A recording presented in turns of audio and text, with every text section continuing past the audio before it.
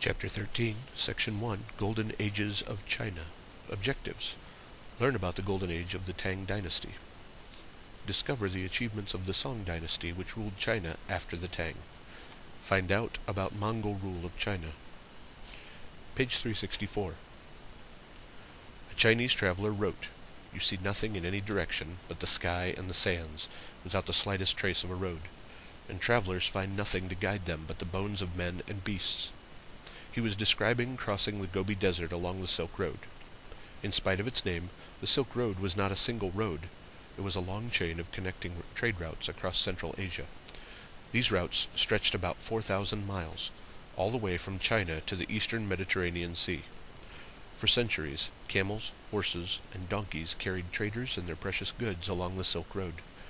Travelers braved blowing desert sands, cold and rocky mountain passes, and even robbers. Most of the goods they carried were small and very valuable. One, a beautiful lightweight fabric called silk, was so important that it gave the route its name.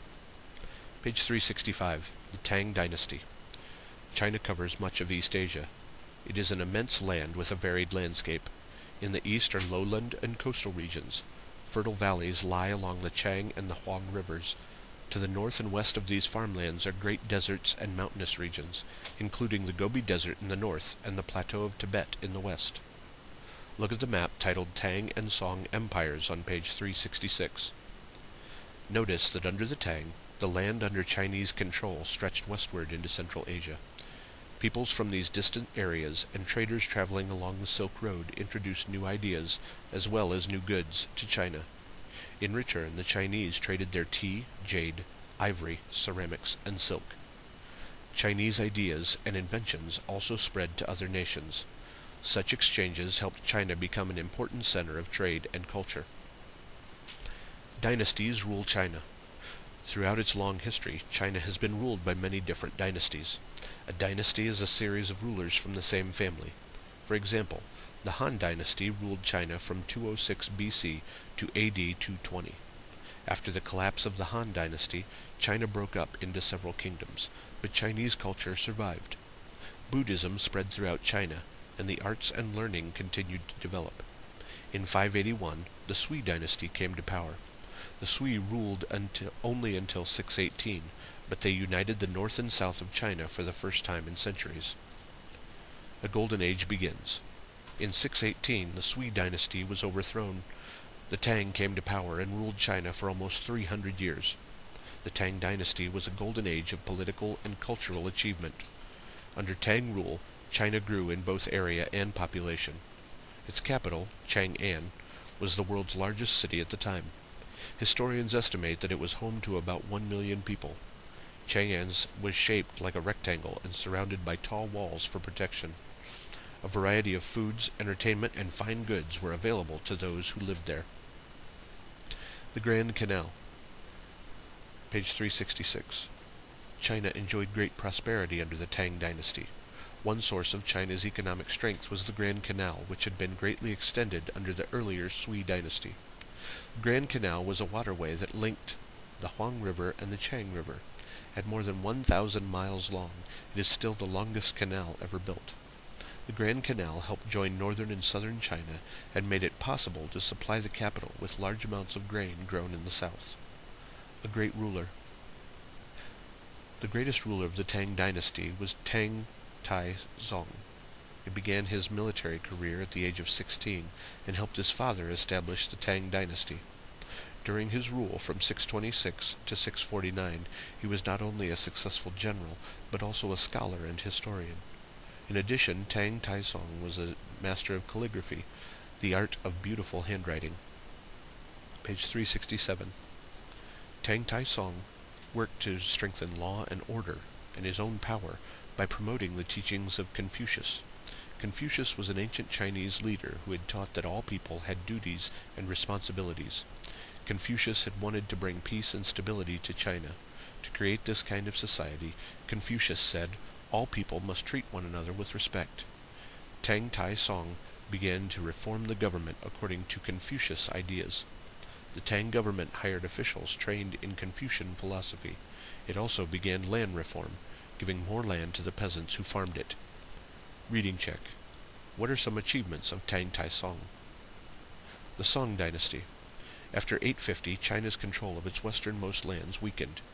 Then, fighting among different groups within China ended the Tang Dynasty.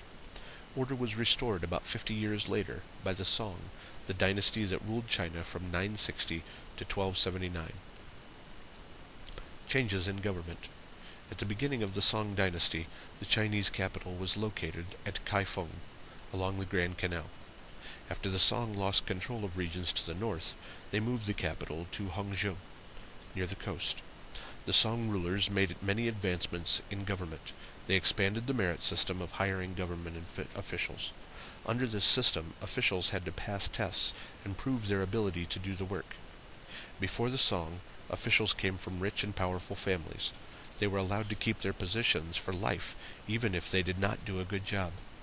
Hiring people based on their abilities rather than on their wealth or social position greatly improved the Chinese government. Improvements in agriculture. During the Song Dynasty, new strains of rice and better irrigation methods helped peasants grow more rice. These two improvements allowed farmers to produce 2 crops a year instead of 1. Food surpluses meant that more people could follow other trades or pursue the arts. Links to language arts, poems and legends. Poetry was popular and respected during the Tang Dynasty. Li Bo and Du Fu were 2 of the greatest poets of the era. Li Bo was also famous for his adventurous life. Once he was even accused of treason. His poems, however, dealt with quieter subjects, such as nature and friendship. After Li Bo died, this legend spread about his death. Li Bo was in a boat at night. The moon's reflection was so beautiful that he reached out to seize it, fell overboard, and drowned. The painting shows Li Bo at a waterfall. Page 368. The Arts and Trade. Chinese rulers support many different forms of art, including music and poetry. During the Song Dynasty, artists created the earliest known Chinese landscape paintings. They were painted on silk and featured peaceful scenes of water, rocks, and plants. The Chinese believed that such scenes helped both the painter and the viewer think about important forces in the natural world. Song rulers also prized graceful art objects, such as those made from porcelain, a white and very hard type of ceramic. Because it was first made in China, porcelain is often called China. For hundreds of years, Chinese craftspeople produced the finest ceramics. Because the Chinese produced the best porcelain in the world, it became an important item for trade. Another item of great beauty and value was silk. It was so beautiful that it was called the queen of fibers. Silk comes from the cocoons of caterpillars called silkworms. For a long time, only the Chinese knew how to make silk. Even after others learned the method, Chinese silk was still the highest quality in the world. People in Southwest Asia and Europe were willing to pay high prices for Chinese silk. Links to economics, from China to Boston. Tea drinking has been a part of Chinese culture since at least AD 350. The custom of drinking tea spread from China to Japan and other Asian countries, and tea became a major Chinese export crop. European countries began importing tea around 1600.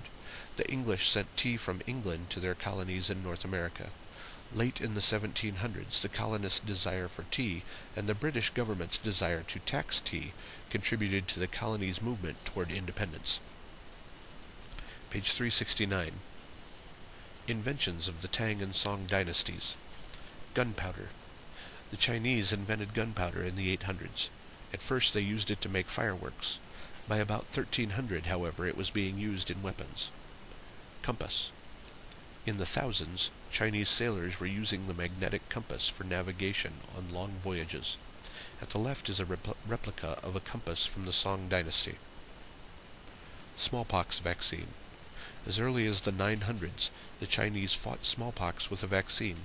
They gave tiny doses of smallpox to healthy people so that they would develop an immunity to, or ability to avoid infection by, the deadly disease. Movable type. About 1045, Chinese printers began using individual characters carved on small blocks to create a page of text. The blocks could be reused in a different order to produce various pieces of writing. Printing, books, and learning. One of the historic Song inventions was a new way to print books. For centuries, the Chinese had carved the characters for each page onto a wood block. They brushed ink over the carving and laid a piece of paper on it to print the page. Printers could make copies of a book using these blocks, but carving the block for each page took a long time.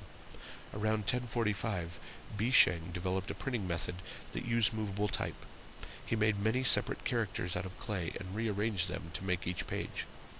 During the Song dynasty, books became less expensive. In earlier times, only the rich could buy them. With more people able to afford books, the number and kind of books increased. More people, including women, also learned to read and write. By the 1200s, books about farming, medicine, religion, and poetry were in print. They helped to spread knowledge throughout China. This Song saying reflects the new importance of books. To enrich your family, no need to buy good land. Books hold 1,000 measures of grain. For an easy life, no need to build a mansion. In books are found houses of gold. A Song Emperor. Reading check.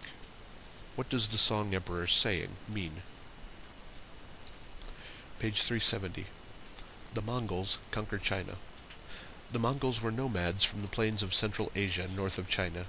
They were fierce warriors, said to live in the saddle because they spent so much time on horseback. By the 1200s, they were a tough military force. Under the leadership of Genghis Khan, they began forging an empire that eventually included China and Korea in the east, stretched into Russia and Eastern Europe in the west, and extended to the southwest as far as the Persian Gulf. Kublai Khan, Mongol ruler of China. Genghis Khan had conquered all of northern China by 1215, but the southern Song Empire continued to resist. It was left to Genghis Khan's grandson, Kublai Khan, to complete the conquest of China and to rule it. Kublai Khan came to power in 1259. Within 20 years, he had toppled the last Song emperor. From his capital at the present-day city of Beijing, Kublai Khan declared himself Emperor of China. He named his new dynasty Yuan, which means beginning, because he intended that Mongol rule of China would last for centuries. China under Mongol rule. The Mongols centralized government in China. They did not allow the old Chinese ruling class to govern. High government positions were reserved for Mongols and were even given to foreigners rather than to Chinese. The Mongols also kept their own language and customs rather than adopting Chinese culture. They did, however, allow the practice of many religions. Page 371. Visitors from all lands were welcomed to Kublai Khan's court. One of these was Ibn Battuta, an African Muslim. Another was a Christian from Europe, Marco Polo. He came from Venice in present-day Italy in 1271. After returning to Europe, Polo wrote about his travels. He described the riches of Kublai Khan's palace, China's efficient mail system, and its well-maintained roads. Marco Polo's writings sparked increased trade between Europe and China. China prospered under Kublai Khan, but not under the Khans or emperors who followed him. In 1368, a Chinese peasant led an uprising that overthrew the foreign rulers and ended Mongol rule of China. Reading check. Describe Mongol rule of China.